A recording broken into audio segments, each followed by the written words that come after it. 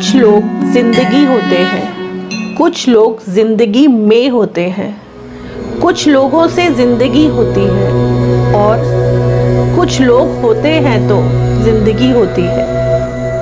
नमस्कार दोस्तों, मेरा नाम मीनाक्षी कक्कड़ है। मैं फार्मिस्ट हूँ। मैं हैंड रीडिंग करती हूँ और सिखाती भी हूँ। यूट्यूब चैनल पे मैं अपने केमिस्ट्री की क्लासेस डाल रही हूँ फ्री ऑफ कॉस्ट। अगर आप सीखना चाहते हैं तो आप मेरे साथ जुड़िए, मेरा चैनल देखिए, आप सीख पाएंगे। मैं बेसिक कोर्स से शुरू करूंगी और एडवांस कोर्स सिखाऊंगी, मतलब फुल कोर्स सिखाऊंगी केमिस्ट्री का। और आपके जो भी क्वेश्चंस होंगे आप इनबॉक्स में डालिए, मैं उनका आंसर दूंगी। चलिए मिलते हैं मेरी क्लासेस पे।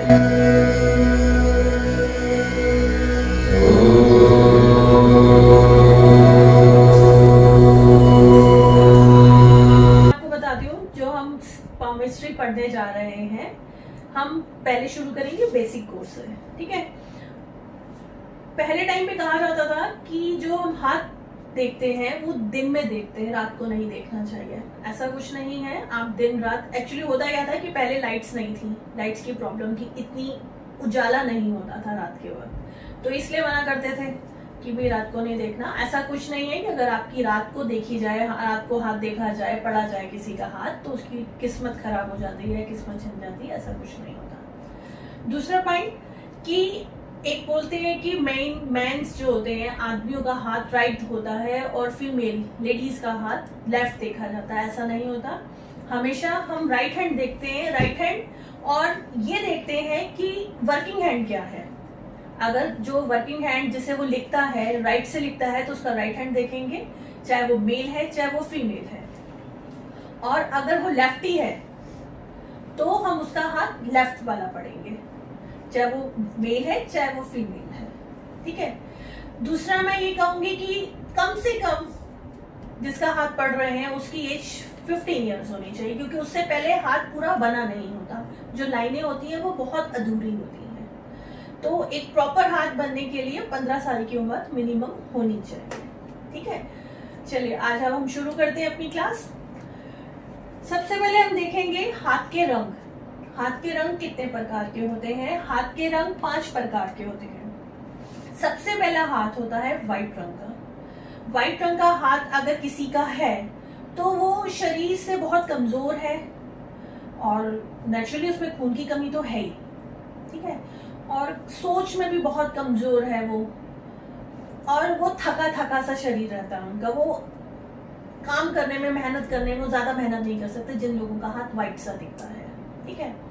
फिर आता है पीला हाथ। पीला हाथ जिन व्यक्ति का होता है उनको कमी है शरीर में बहुत ज्यादा, मतलब एक तो वो थके थके तो होते हैं, और दूसरा उनकी नींद पूरी नहीं हो रखी। मतलब जैसे हम प्रेस करेंगे, प्रेस करते हैं हाथ और ऐसे करके पीला हो रहा है, अगर हाथ का रंग कुछ भी है बट एटलीस्ट प्रेस किया, और ये जैसे आप मेरा देख सकते हैं, प्रेस कर रही हूँ व्हाइट सा आ जाता है और वापस पिंक हो जाता है, ओके, बट दबाने के बाद वो काफी टाइम तक पिंक होने में या कुछ होने, रेड होने में टाइम लेता है और वो येलो सा दिखता है, तो कहेंगे उस इंसान की ना नींद पूरी नहीं हो रही, या हाथ में छोटे छोटे व्हाइट धब्बे हैं, उन लोगों की नींद पूरी नहीं हो रही है। वो अपना पूरा फिजिकली जो एक रेस्ट मिलना चाहिए 6-7 घंटे का एक आदमी को नींद, वो प्रॉपरली नहीं ले रहे हैं। नंबर 3 हैंड आता है पिंक कलर का। बेबी पिंक कलर का हाथ होता है, वो फुर्तीले होते हैं, जोशीले होते हैं, और वो बहुत एक्साइटेड होते हैं काम करने के लिए, एम्बिशियस होते हैं, और वो फिजिकली फिट होते हैं। वो एक टाइम पे 2-3 काम कर सकते हैं और कोई किसी तरह की उनकी शरीर में कोई बीमारी नहीं है, किसी चीज की कमी नहीं है। नेक्स्ट हैंड आ जाता है हमारा नीले रंग का और बैंगनी कलर का। नीले रंग का हाथ जो है वो बीमार व्यक्ति का होता है, कि उनके शरीर में कोई बीमारी चल रही है बहुत लंबे टाइम से, और वो शरीर बहुत थका हुआ है, किसी बीमारी से लड़ रहा है, और साथ में बीमार है तो इलाज की भी जरूरत है, अगर वो इलाज नहीं करा रहे तो उनको इलाज कराना चाहिए, क्योंकि कोई बीमारी जन्म ले चुकी है उनके अंदर और वो धीरे धीरे बढ़ती जा रही है, वैसे ठीक नहीं होगी। और बैंगनी हाथ आ जाते हैं, मतलब वो एक लास्ट स्टेज है जब इंसान भगवान के पास जाने वाला है और उसका अंतिम टाइम आ चुका है, उनका हाथ बैंगनी हो जाएगा। चाहे वो आप प्रेस करें चाहे ना करें, उनका हाथ आपको बैंगनी कलर का ही दिखाई देगा। एक हाथ आता है रेड कलर का, जो लाल रंग का हाथ होता है।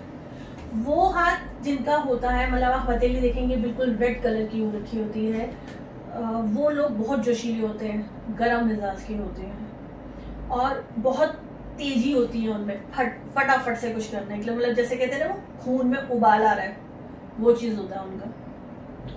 बहुत स्ट्रांग भी होते हैं वो लोग। और सिर्फ नेगेटिव पॉइंट ये है कि वो गुस्से वाले बहुत होते हैं, वो गुस्सा बहुत जल्दी आ जाता है और वो बहुत जल्दी रिएक्ट कर देते हैं, जो गुस्से वाले जिनका रेड कलर का हाथ होता है। ठीक है, और बाकी हमारे 5 टाइप के हाथ की रंग की बात हो गई है। इसमें अगर आपको कुछ समझ नहीं आया तो आप प्लीज पूछें, नहीं तो हम आगे बढ़ते हैं। ठीक है, आगे बढ़ते हैं। ओके, अब हाथ के भाग होते हैं 3 तरह के, जिसमें मानसिक क्षेत्र होता है, सामाजिक क्षेत्र होता है और ये निचला क्षेत्र होता है। ये मैं आपको बोर्ड पे बताती हूँ। जो मानसिक क्षेत्र है वो है हमारे फिंगर्स का पार्ट, जो ऊपर का पार्ट है उसे हम मानसिक क्षेत्र कहते हैं। ओके, और थंब के यहां से लेके फिंगर से यहां से लेके ये होता है सामाजिक क्षेत्र, जो समाज से जुड़े हुए लोग होते हैं। और यहां से लेके यहां तक, मतलब यहां तक ये होता है व्यवहारिक निचला क्षेत्र।